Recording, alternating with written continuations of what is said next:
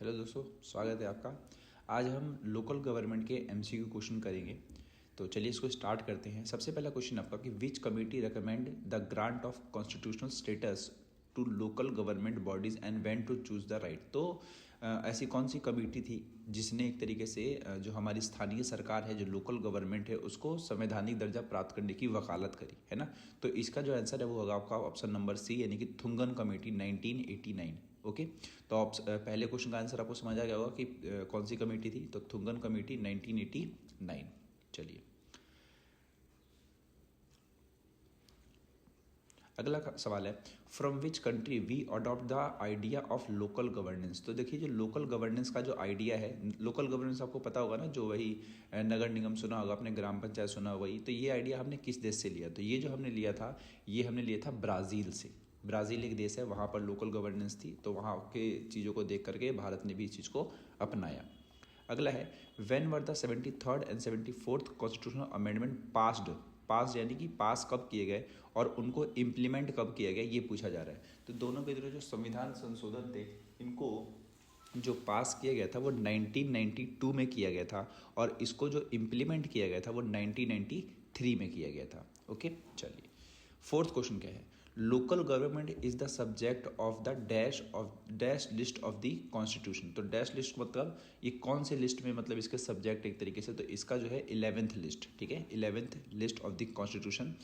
अगला है आपका, व्हाट इज अ 3-टायर स्ट्रक्चर। तो 3-टायर स्ट्रक्चर का मतलब होता है जो लोकल गवर्नमेंट है उसको हमने 3 अलग अलग हिस्सों में बांट रखा है। सबसे ऊपर आता है आपका जिला परिषद, ठीक है, उसके बाद आता है आपका ब्लॉक मंडल या फिर ब्लॉक कमीशन भी कह सकते हैं यहाँ, और एक लास्ट का होता है आपका ग्राम पंचायत। तो ये होते हैं आपके 3 टायर स्ट्रक्चर। अगला इसमें है, who is the member of Gram Sabha. तो ग्राम सभा के मेंबर कौन होते हैं? ग्राम सभा के वे सभी मेंबर हैं जो एक तरीके से 18 वर्ष के हैं और उससे ऊपर के लोग जो है वोट कर सकते हैं। अगला सवाल, election to gram panchayat and municipalities are held for. ये जो इलेक्शन होते हैं ग्राम पंचायत और म्यूनसिपैलिटीज़ के, वो कितने सालों के लिए होते हैं एक तरीके से? तो इसका जो आंसर होता है वो है आंसर नंबर 5 वर्ष। Dash reservation has been arrange for woman in panchayati Raj institution. तो यहाँ पर वुमेंस के लिए जो अरेंजमेंट करी गई है रिजर्वेशन की, वो कितने % है? तो इसका आंसर आपका 1/3। चलिए अगला सवाल क्या है, by which article of the constitution can be provincial government give the subject to the 11th schedule of the panchayat. तो यहाँ पर आर्टिकल पूछ रहा है एक तरीके से, किस आर्टिकल के जरिए जो हमारा जो लोकल गवर्नमेंट है एक तरीके से उसको जारी किया गया। तो इसका जो आंसर है आपका ऑप्शन नंबर ए, यानी कि article number 243।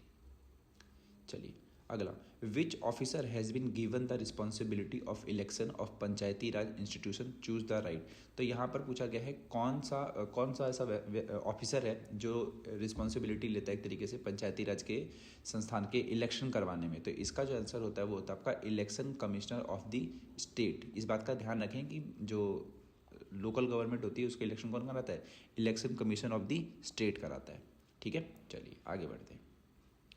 11th, the age of the candidate should be dash for municipal election. तो म्यूनसिपल इलेक्शन के लिए जो एज होनी चाहिए अगर आपको हिस्सा लेना है म्यूनसिपल बॉडीज़ में जाने के लिए, तो इसका आंसर होता है 21।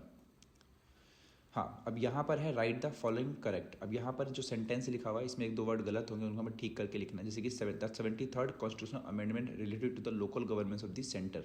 तो 73rd किससे जुड़ा होता है? रूरल से। तो यहाँ पर क्या लिखा हुआ है? सेंटर। तो सेंटर को कट करके हम कर देंगे रूरल, यानी कि 73rd constitutional amendment related to the local governments of the rural.